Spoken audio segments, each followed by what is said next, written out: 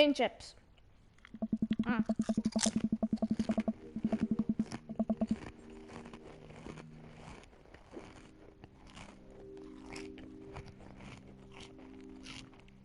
Amanda and I have a nice dinner before she goes back to her room to do photographic stuff.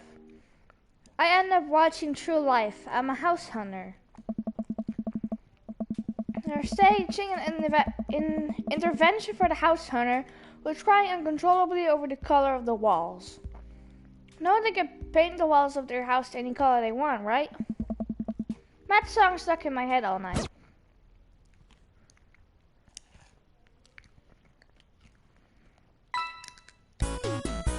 Hey!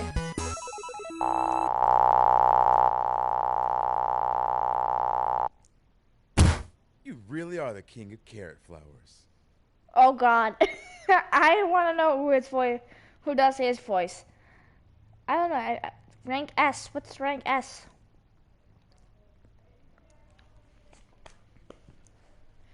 Please don't pirate games. It's been a long day. I'm just about ready to pack it in, eat a few bites of ice cream from the freezer, turn off all the lights and walk down the hall to my room. I wonder if Amanda's still awake. The kid needs some sleep. As I pass her room, I can hear a faint sound, but can't quite what it is. I get a little closer. Is she crying? I gently on the door. Hey, Amanda? Crying immediately stops. Not right now. Voice sounds strained. Strange, she sniffles. I need to make sure she's okay. I open the door.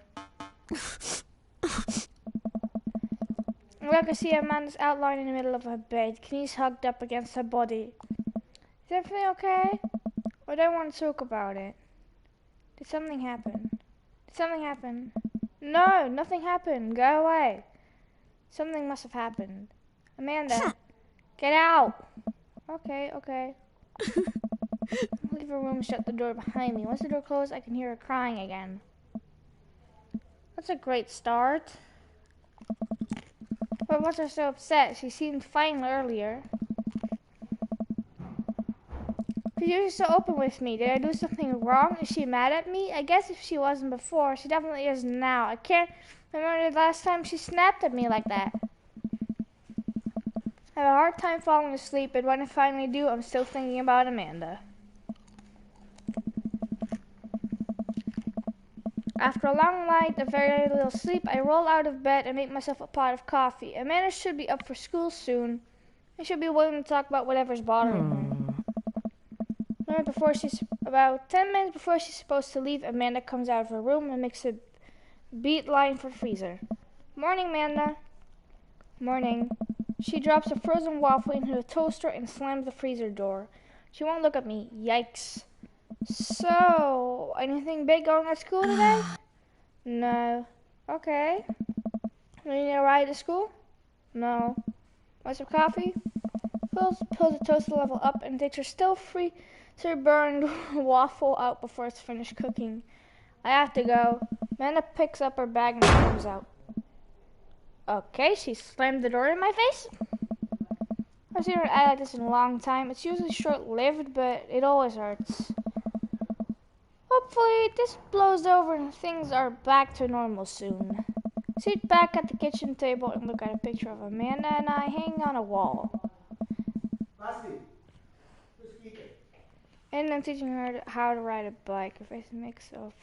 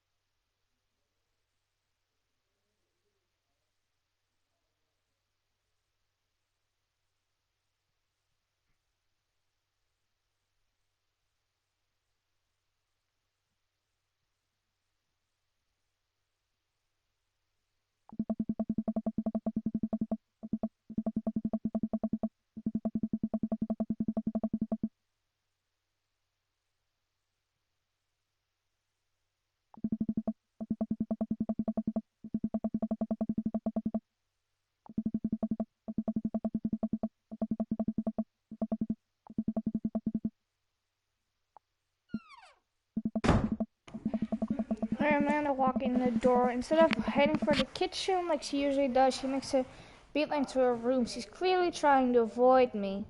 Hey, Pumpkin. What? Can you come here for a sec? There's a moment of silence. Yeah. I want to say sorry about last night. Just worried about you, kiddo. I get scared. I know something's wrong, and I get even more scared when I feel like I can't do anything about it. So just whatever it is, and you don't have to tell me if you don't want to. Whatever it is, just know that you have a dad in your corner who wants you to be happy. Oh. Honey, I'm bad with words, so I was hoping I could speak a language we both understand.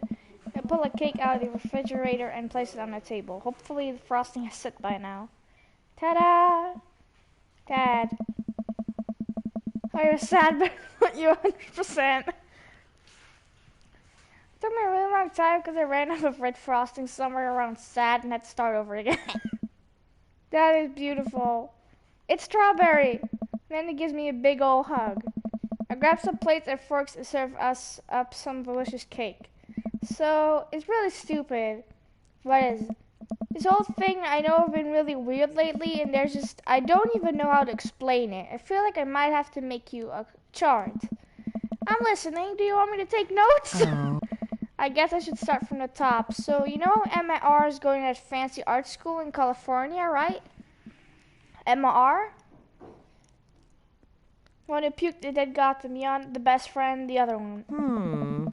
Well, yet you're not technically wrong. It's good to have fallbacks like that one. Anyways, ever since she got the acceptance letter, I've been feeling like she's drifting away, you know? And she's been spending a lot more time with Grace and Emma P. I just thought it was all in my head for a while, but then I found out Rosie M, that both of the Emmas, Grace and Noah all went to a party at Mackenzie's F's on the night. On the same night, they all told me they were busy studying for the Calc AB final. Yikes.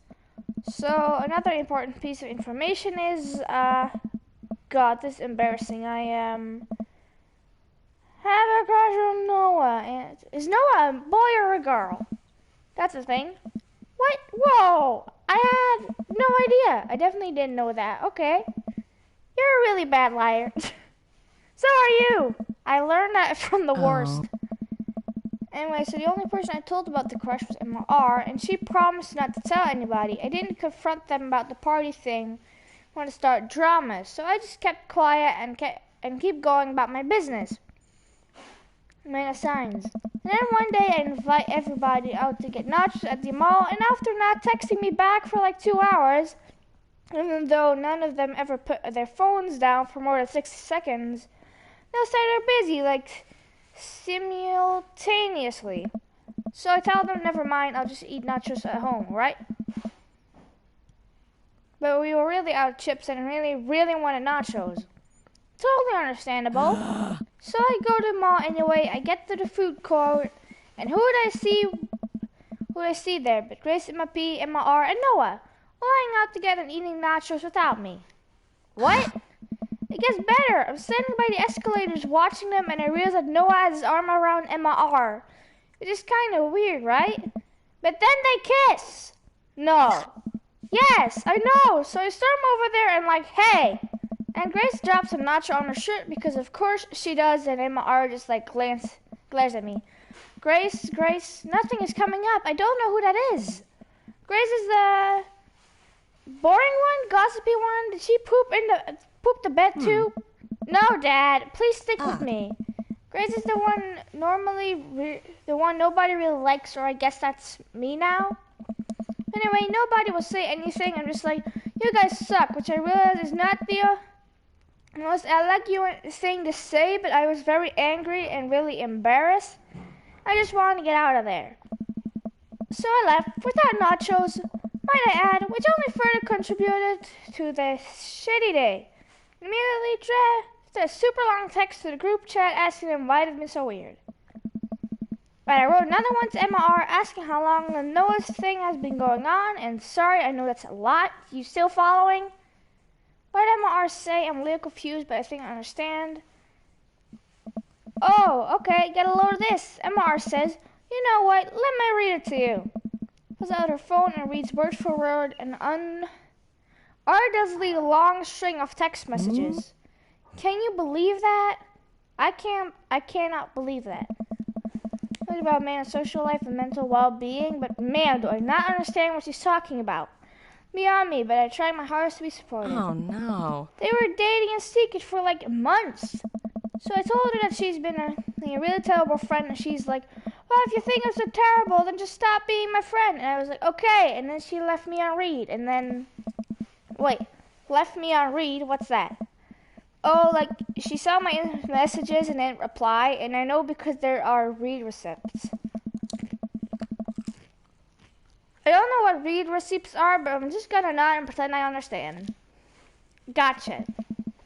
When it's all happening, I'm talking to Emma P about how mad I am because she's at least being kind of reasonable. Writing to her about how pissed I am at everybody and stuff. Then out of nowhere, Noah texts me, is like, how could you say that about me? And I'm like, say what about you? And he tells me that Emma P sent screenshots of everything I told her to the group chat that I got kicked out of. I think you lost me at screenshots, but that definitely sounds bad. There's so much more, but honestly, it's all just really stupid teenager stuff. Along the lines that everybody dropped me, half of my grade hates me, and now I have no friends. Amanda, I'm so sorry. I was expecting it from everybody else, but Emma R's been there since Dad died. Can't believe she would just stab me in the back like that. Let me tell you something, Noah. You know what the solution to that is? A big baseball bat. A big, very big baseball bat. And I'll just back you up while you hit her with it. Deal? Mom, you did not hear that. Deal? What? Oh, okay then. Okay, my mom will not think I'm crazy by the end of the year. I'm not even that mad that she's dating Noah. I'm just upset that she lied to me about it for so long. Amanda stabs at the remnants of our cake. Okay, I take it back. I'm kinda mad she's dating Noah. Like, what did I do wrong? Why did everyone just suddenly decide I'm not cool anymore? Why wasn't I enough? I don't understand. And mad as I am at everybody, like, I miss them, Dad. Amanda looks so dejected I almost can't take it. What could I possibly say to help? Anyways, that's it. That's the whole sordid tale. Thanks for listening. Tune in next week for more hot gossips. Wow. I know it's pretty dumb. It's not dumb. No, it's a stupid thing to be upset over. Amanda, your feelings are real. Don't ever be mad at yourself for having feelings. I guess, unless you've secretly been a robot who's been experimenting human feelings this whole time. Dad, if I was a robot, I would have transformed into a monster truck a long, long time ago. But seriously, I know you probably don't want advice, but I feel like it's my duty as a dad to bestow you upon a few nuggets of fatherly wisdom. Not all friendship lasts forever. Real friends don't do that. High school sucks. Honestly, high school sucks. You make friends with people just because they're there. When you're still living in your hometown, pretty small pool of people to choose from. And once you go to college, and once you get out into the real world, you're going to be exposed to all sorts of people, and it's going to be easier to make friends with people who really get you. Some of the friendships can last a lifetime. I mean, look at me and Craig. And some of them only last a little while, and that's okay too. You're going to make so many awesome new friends at art school. Ultimately, I think this says way more about their character than it does about yours. Because you're amazing, and if they can't see that, well, that's their problem. I'm still buying you a baseball bat for your birthday. I'll keep that in mind. Look down at the table. Did we just eat that whole cake? Yes, we did just eat that whole cake. Well, good talk. Amanda gets up to go to her room. Before she closes her door, she turns around. Hi, Pops. Yes? Thank you. You are always welcome. Love you, Amanda. Oh, me too, Dad. Ah, she said it. I'm a good dad. Welcome. You've got dads. I got a message from Craig. So I have a favor to ask. Robert invited me over for dinner. I know it's kind of a fox pass to invite another bro, but I've known the guy for years and still can't get a good read on him, and I know it's going to be super awkward if I go by myself. Will you please come with me? I love food, especially love foods at 3, and I don't know why you're so sweaty over cooking, but sure. Yeah, dude, I'm down. Thank you. Really hope there's a sweat of relief. Eat that dinner. I was going with Craig.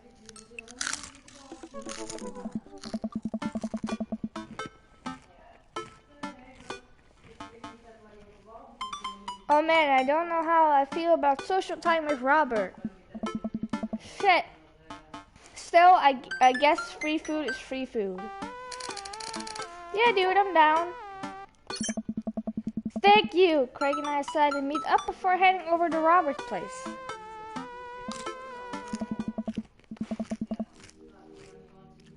Craig's waiting on my porch, bottle of wine in hand. Hey!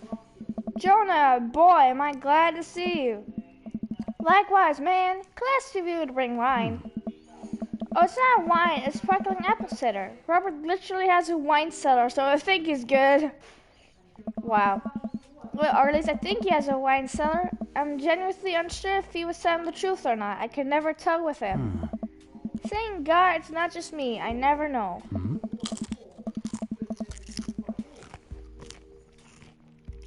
He's so deadpan about everything. I usually just laugh it off, but man, that guy's an enigma. I started walking over to Robert's house. Does Robert even know how to cook? I have sincere doubts about whatever he even knows how to shave properly or iron his shirts. I feel like you learn to cook after you learn those two first. One time I saw him grab a hot dog from a trash can. I mean, it wasn't at the very top of the trash can, like sitting above it, but still, if he were on trial, I think the juror would definitely define it as in the trash. In his defense, I've definitely considered grabbing fruit from the top of the trash before. Well, yeah, I think we all considered it, but the difference is that Robert actually did it. True, maybe he's the enlightened one. Maybe we were holding ourselves back. Oh. Yeah, I Robert's doorbell. I'm at Robert's house and ring the doorbell, but the doorbell won't chime. Must be broken. Craig knocks on the door a few times. Why does Robert have a dog? I don't know, that's weird. I can hear Robert just inside. 1 second! This is uncharted territory, Jonah. What if he's making barking noises and there is no dog? Don't say that, we're not even inside yet. Nice.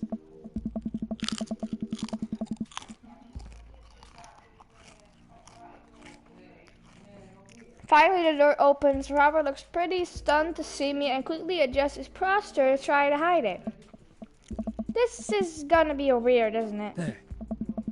Jonah, I didn't know you'd be tagging along. Oh. Did Craig not tell Robert I was coming? Come on, Craig. I can't believe it there's not...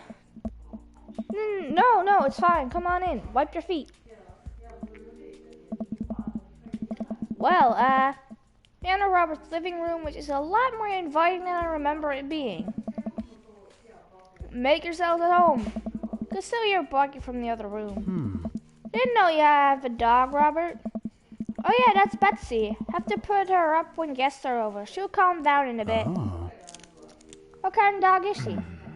Pitbull. Rescued her from a dog fighting ring a few years back. She hates strangers. If I let her out right now, I would probably have to take you both to the ER. Craig and I make eye contact. He raises an eyebrow at me. Oh, okay. But I gotta go finish dinner. Made osso buco.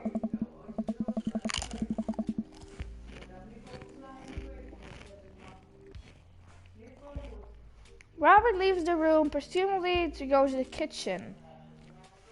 Craig leans in and whispers, was the dog fighting thing real or was he kidding? I don't know. What's osso buco? I don't know. You make up that word? Although I have also Bruco in front of me, we can only assume so. Since last for a second, thinking in Robert's living room. Are we about to get solid? Nah, usually you wake up in those situations. We have for voluntary walk this one. Although, you look pretty shocked to see you. Maybe you being here threw off his plans. His murder plans. This is so weird. Nice. Robert finally walks into the room carrying 3 paper plates of steaming food like a waiter.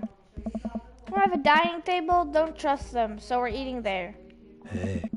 Also, I don't have real people plates, so hope that's okay. Robert sets plates in front of us on the coffee table. I still can't tell what it is. Looks like meat. Maybe. Lots of sauce. I can make out some vegetables. I think that might be rice, but it could also be pasta. I guess there's only one way to find out. I take a bite. Oh my god. Take another bite. The medley of flavors in this dish is amazing. The meat is so tender and the riscotto, I think that's what it is so creamy. Robert, this is really incredible. You cooked this? There's a pregnant pause as Robert formulates a response like it's weird to get a compliment from me. I fished out of a dumpster behind a restaurant, or at least I think it was a restaurant. Can you believe people just throw this stuff away? I almost gag. I look over at Craig, who looks wary but still has it in his mouth full. He gives Robert a thumbs up. Glad you like it.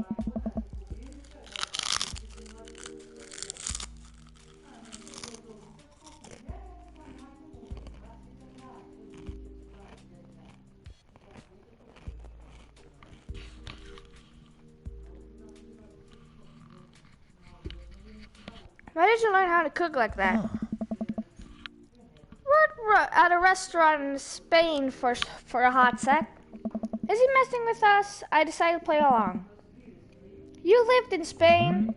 After I dropped out of college, I went backpacking through Europe, crashing on couches, sleeping in hostels, wherever. Totally broke. Worked a couple of odd jobs when I could scrape together some cash. Right night, I'm eating dinner at this little restaurant just outside of Madrid. I go to pay and realize I spent the last of my money on booze the night before. I'm in the middle of ditching when a manager catches me and puts me to work in the kitchen. Long story short, they ended up liking me so much they offered me a job. Why not, right? Started living with some distant relatives on my mom's side. Over the course of 2 years, I worked my way up from busboy to sauce chef. Learned a lot. Craig and I wait for the punchline. What night, which man did he swindle to get back to the States? Who did he con in the game of poker in the back room? Or speak out easy for safe passes in the crew quarters for a cargo ship? Anyways, I still love to cook. You picked up a hot dog from a trash can. Don't know what's real anymore, but this food's so good I kinda don't care. Plus, Robert's actually talking to me like we're 2 people in the same room. Which I guess is nice. That's amazing. It really is. To be really honest, I wasn't exactly expecting gourmet cooking here, especially not served on paper plates. I don't care about presentation. If the food is good, it should speak for itself. I could agree with that.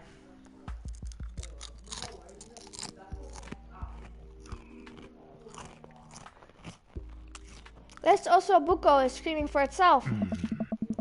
Paper plates are just as regular plates if you double them up.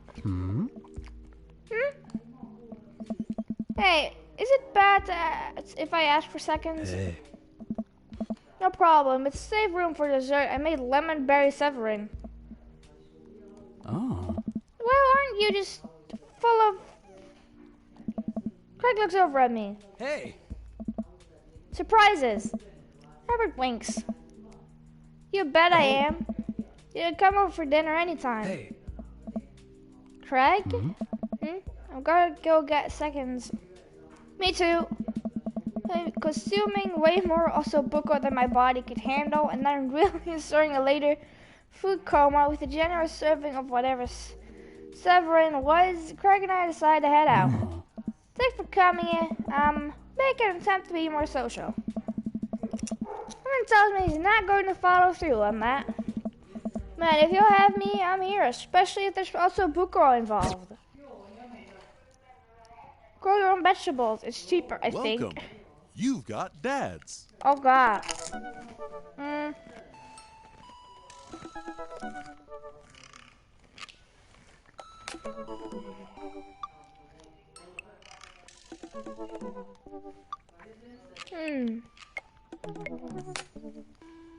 Why in the name of Christ would it...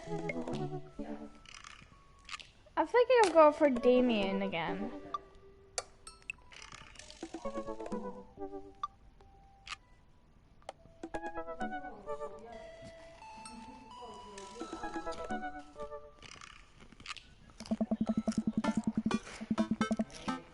I had a lot of fun hanging out with Damien the other day. I wonder what he's up to. What about Dad book? I started writing him a message when Amanda walks in the door. Dad, you got a letter. Oh, it's from Grandma? No, it's from Damien. Whoa, can I see it? Mine has to be a piece of old parchment folded into an envelope and sealed with a purple wax. Damn, this dude goes all out. I probably have to seal it and unfold the letter. In the most beautiful calligraphy, the letter reads... I can't read that. Hold on.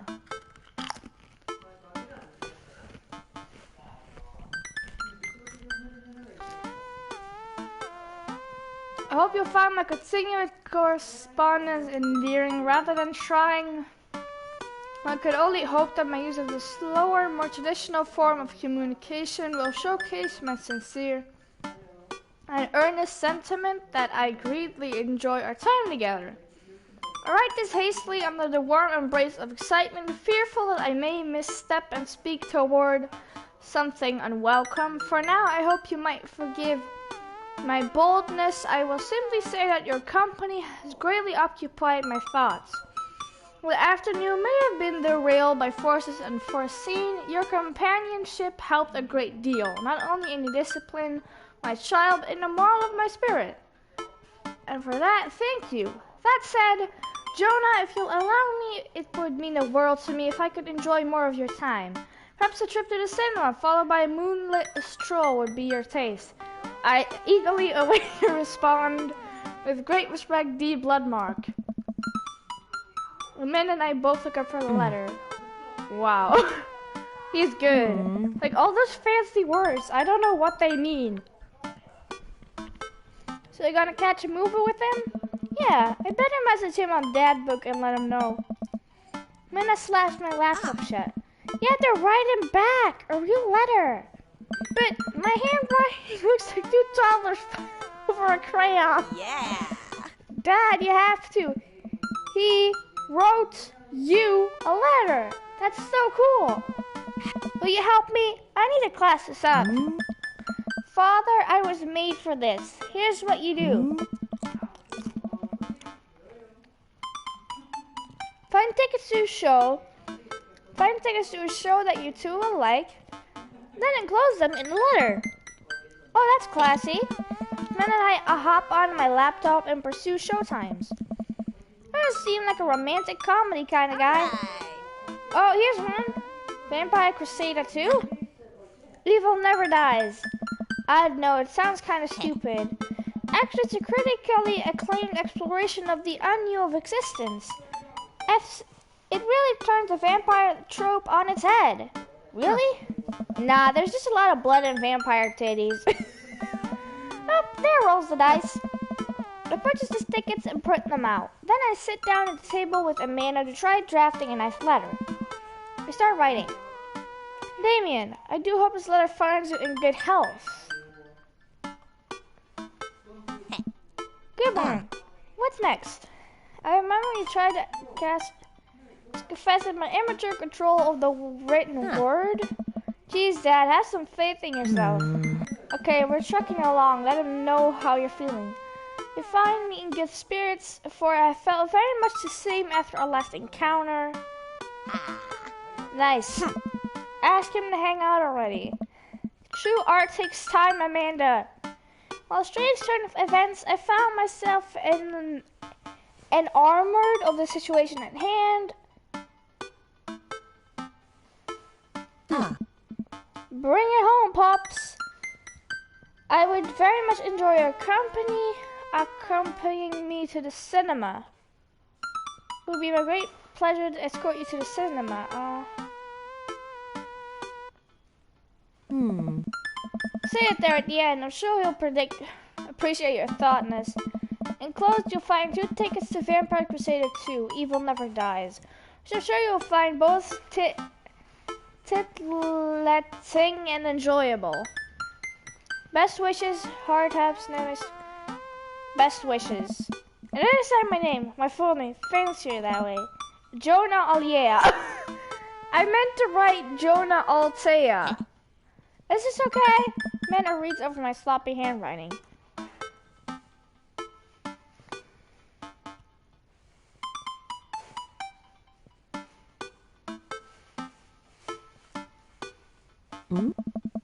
I spelled his name wrong. What? Nah, just trying to keep you on your toes. Now all you have to do is steal it and put it in his mailbox. Can I steal it with tape? That's not authentic enough. I have an idea. I'll be right back. Amanda leaves the room and returns with a candle, a lighter, and a small piece of wood. You gotta have a wax seal. She lights the candle, which starts to burn down and form a pool of melted wax. What's that other thing? Amanda pours some of the wax into the folded letter and expertly presses a small piece of wood into it. She lets it dry for a second and pulls the wood away, revealing... Here it is, your signal.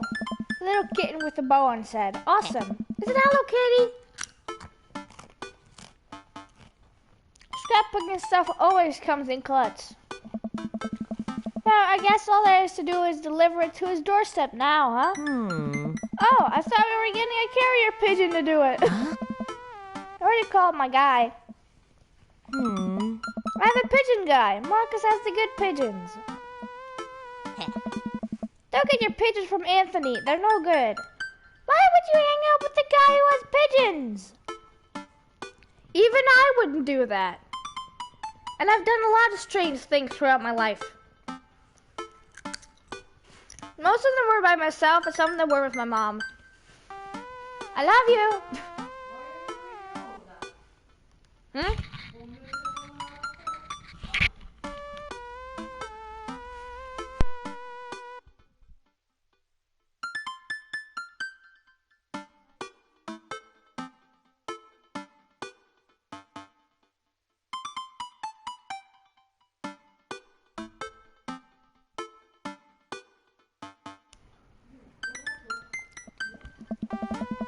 I don't want to know if any of this is true.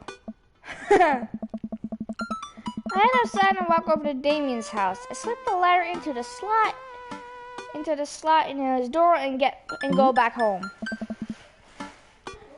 Mission accomplished. Now we play the waiting game. Night finally rolls around while I'm supposed to meet with Damien. The next day, he has left another beautifully crafted letter thanking me for mine and agreeing to the evening. Man helps me pick out a nice outfit, and I show up to the theater a little bit early. It's a chilly night, and the theater is kind of crowded, but it's still nice. How do you do? I jump at the sound of his voice and turn around and see Damien right behind me. I love his look. I love the design with the cloak and everything. He looks amazing. You almost gave me a heart attack. How long were you there for? I don't know. I just walked up. My apologies for frightening you. What that thunder? Is it gonna rain soon? I didn't hear anything. What? What? What? Oh no. Regardless, the hour grows close. Shall we take our seats in the cinema? I must thank you again for purchasing our tickets. Please allow me to repay the deed in Sour Patch Kids or perhaps Milk Duds. I'm more into popcorn. Let's do it. I head to the line to buy snacks. As we're waiting, I hear a familiar voice behind us. Ugh, my dad's here. Is that Amanda? Oh no, it's Lucien. I turn around to find Lucien standing a few feet behind us with a gaggle of other goth kids. Lucian, how nice to see you. I didn't know you were coming to the theater. I'm glad to see you spending some quality time with your friends. Whatever, Dad. And what movie will you be attending tonight? My friends are making me see some kids' movie about talking animals. I don't really care about it. You know, I actually went to a movie with talking animals, but it was a Rottweiler. Yeah, I think it was a Rottweiler. Huh. Well, I do hope you enjoy your evening. We'll be catching Vampire Crusader 2, Evil Never Dies. Ah! You watching that? Yeah, I thought Damien would enjoy it. Ha! Good luck with that, Dad. Lucian rejoins his friends and I look over to Damien. Good luck with what? It's nothing. My son loves to tease. We wait in line for a little longer and Damien buys us snacks. Seems a little nervous. I wonder what's wrong. Damien and I take our seats and settle in for previews. Glancing at him, I can see that he's sweating profusely and gripping his armrest. Is everything okay? Everything is perfectly fine. Yeah, I'm doing good with Damien. I'm so excited for this film. I'm a devoted patron of the arts, especially the scary arts. The scarier is the art, the better. Do you have a favorite horror movie? Oh no. Of course I have a favorite horror movie. Mine is Halloween Town. Terrifying. Oh, interesting. That's odd. I don't seem to remember Halloween Town being that scary. I've expected him to bring up some sort of strange foraging horror movie that I'd never heard of. Texas Chainsaw or something. No, that's not with vampires. No, I do think that if he was into horror movies, he'd watch Texas Chainsaw or... Yeah, probably Texas Chainsaw. Damien's knuckles are turning white. It looks like he's about to rip the armrest off. Wait a second. Damien, are you afraid of horror movies? What? You must be joking. I love horror movies. I liked them for the film. Ah! That scream! Damien screams. I apologize. I was thinking about something far scarier than this movie, which is not scary at all. Okay, Damien is just scared of horror movies. Let's just go to that romantic comedies. So, as the film starts, I offer Damien some licorice and he takes one. I take note of how much his hands are shaking. Title flash across the screen in bloody letters. Vampire Crusader 2, Evil Never Dies. A pale man with long silver hair, glittering red eyes, and well-oiled abs sits up in a coffin. Awaken my coven! Two more vampires slide the tops of the stone coffins onto the floor. Brother, is it time? Yes, husband, but also mortal enemy. It is time. The three look at each other and then to the camera.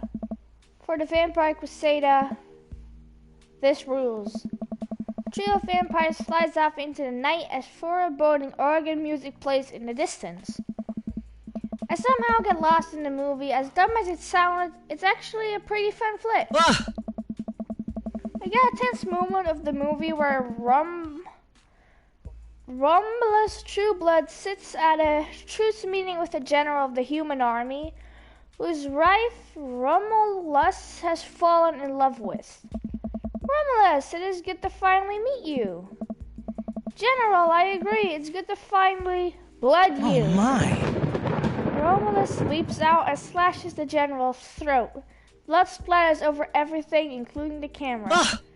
Damien screams again, reflectively grasping my hand. I immediately blush, forgetting about any vampires or blood or vampiric blood. Oh, I'm terribly sorry. Damien retracts his blood and places it back in his lap. I was writing a novel in my head about blood magic and got to an extremely scary section. Why won't he just admit he doesn't like horror movies? We could get up and, I don't know. Do we have Netflix?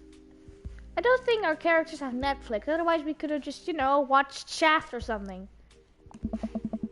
Damien goes back to quietly stressing out over the movie. It's kind of cute that he won't admit that he's afraid of it. I wish he would hold my hand again.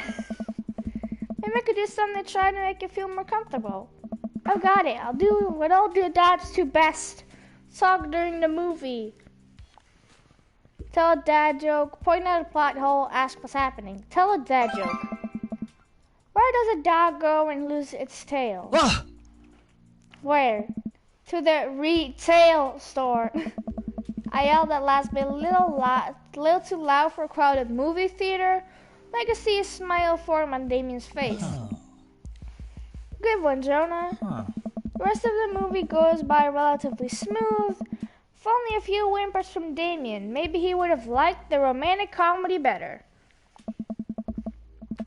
We go to the final scene of the movie where Romulus, Bad Blood, and the general's wife embrace each other in his crypt. It appears that the true vampire crusader was the vampire crusader in our hearts, our cold, unbeating hearts. I'm not into that kind of romance stuff. Romulus and the general's wife begin making out hard. What? The film fades to black and the end appears on screen, but then it hard cuts to Demetrius and his rival lover Carmela, who watch the two from afar. Oh no, twist ending. Our bloodline has been pure for 1,000 years. Romulus has betrayed us by loving a human woman. It will only be a short time before the next Vampire Crusader 3, evil must die again. More thunder, more ominous organs. The movie fades out and again. No. Oh, the movie fades out again, and the bloody question mark now accompanies the end. Damien and I walk out of the movie theater amidst throngs of chattering moviegoers. A little more pale than I remember, but otherwise he survived the encounter. He even seems kind of invigorated. What an interesting film. The premise admittedly struck me as pedestrian.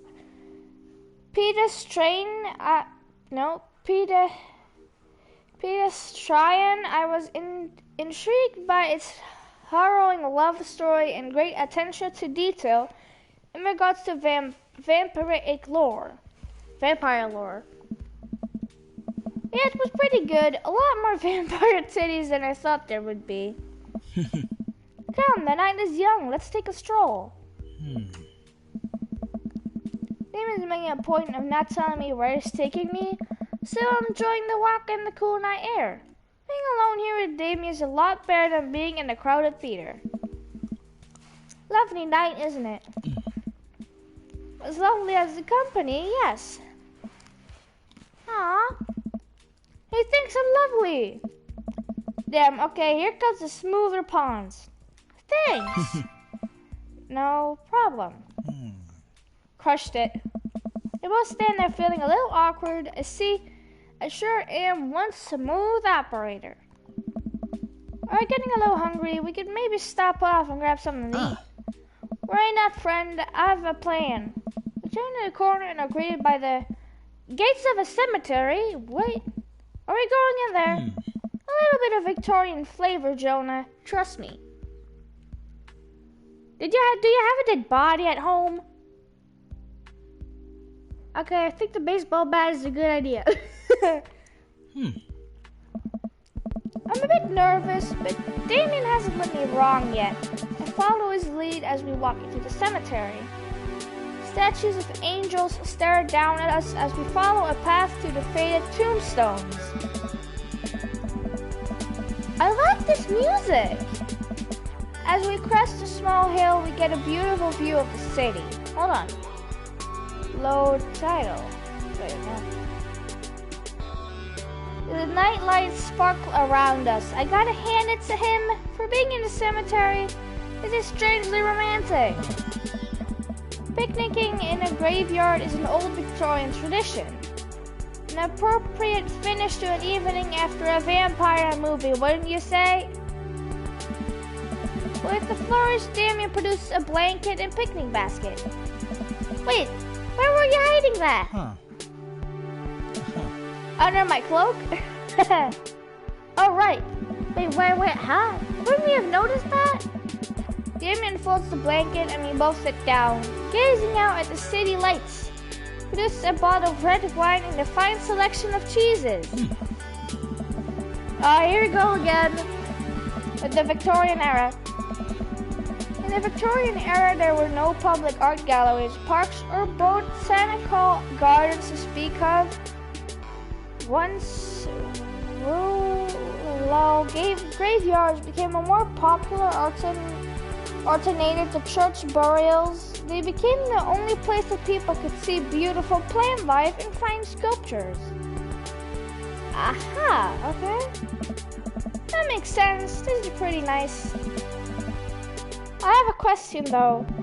How are you so okay with being in a graveyard? But you had trouble handling a scary movie. Oh my. I wasn't.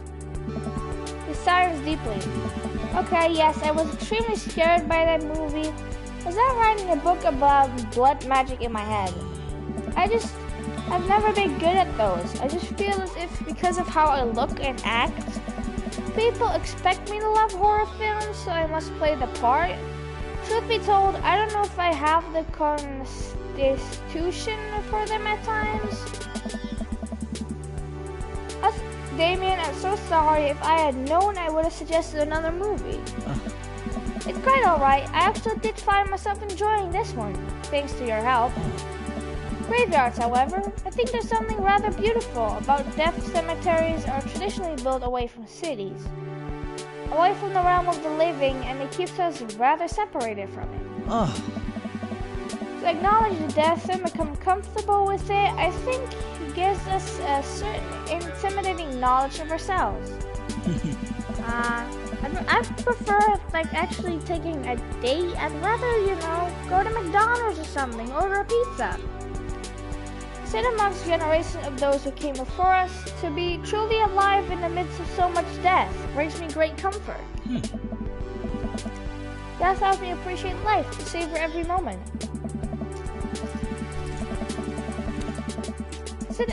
We sit and enjoy our food and our wine. I don't feel scared anymore. I never thought I'd be comfortable sitting alone in a graveyard at night, but I actually feel very peaceful.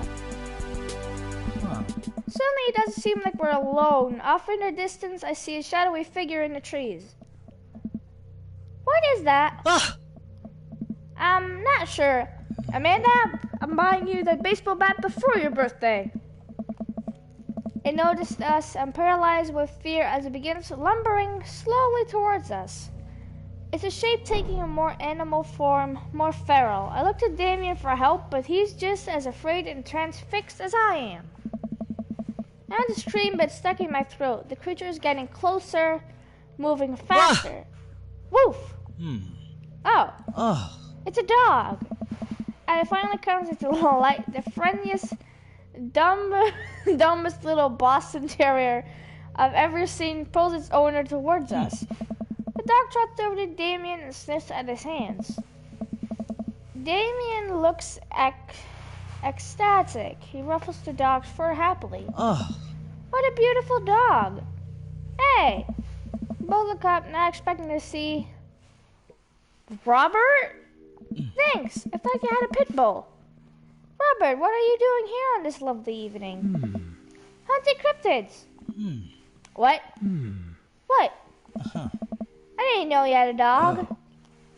This isn't my dog. I found her wandering in the streets. Put a leash on her, and now we're walking around this graveyard together. Hunting cryptids. Dave and I share a look. May I give her a treat? Sure. Wouldn't give her cheese, though. Not to worry.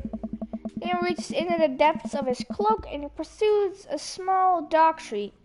What else is he keeping in there? Actually, I'm not sure.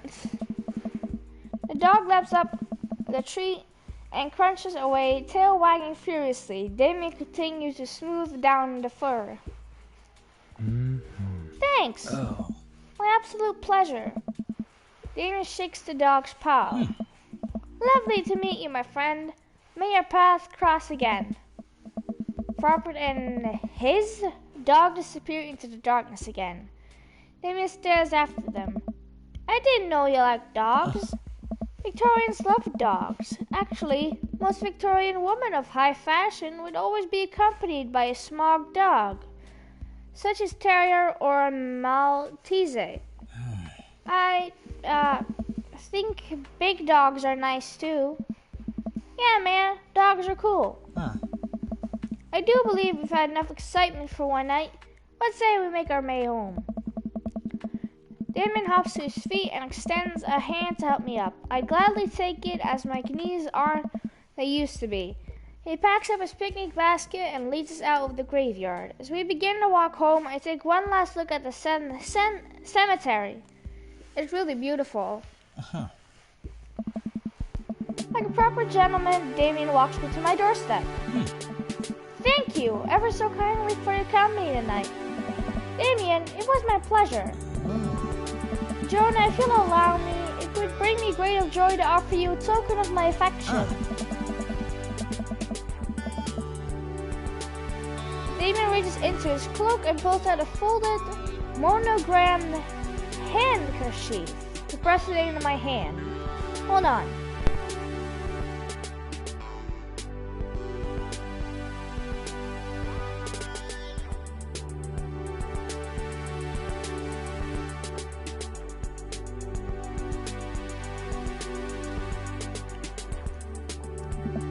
Wow, thank you, Damien. I will use this to dry my tears for those I've lost. A noble purpose. Damien shuffles his feet.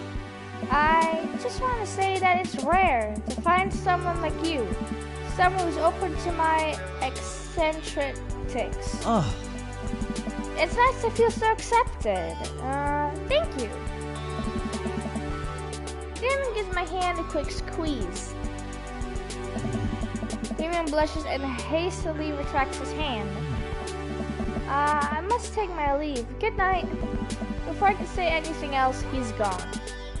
Huh? I lock the door and slip inside.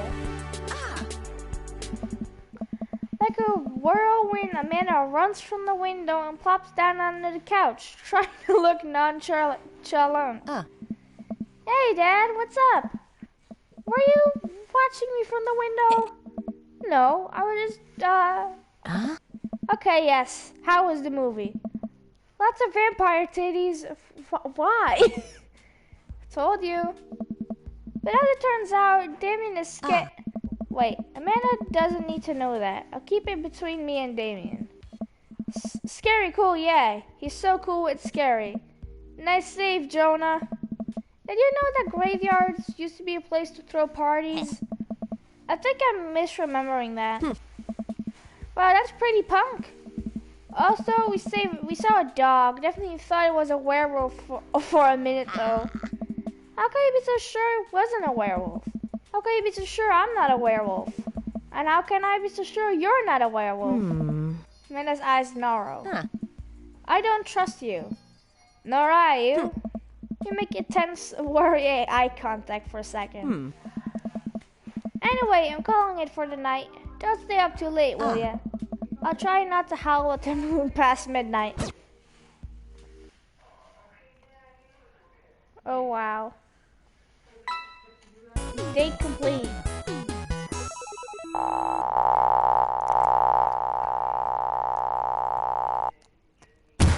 My dear friend, you've simply taken the egg on this one. Taken the egg is it's a Victorian phrase. It technically means winning, so, ultimately, you've won. Aww. Don't like that seriously. Damien is adorable. Okay, I'm gonna end this short part here. I'll upload probably the rest, probably not tomorrow, but the day after, or later today, I'm not sure. But I swear, I really like Damien and Matt. I feel another phase coming up. See y'all.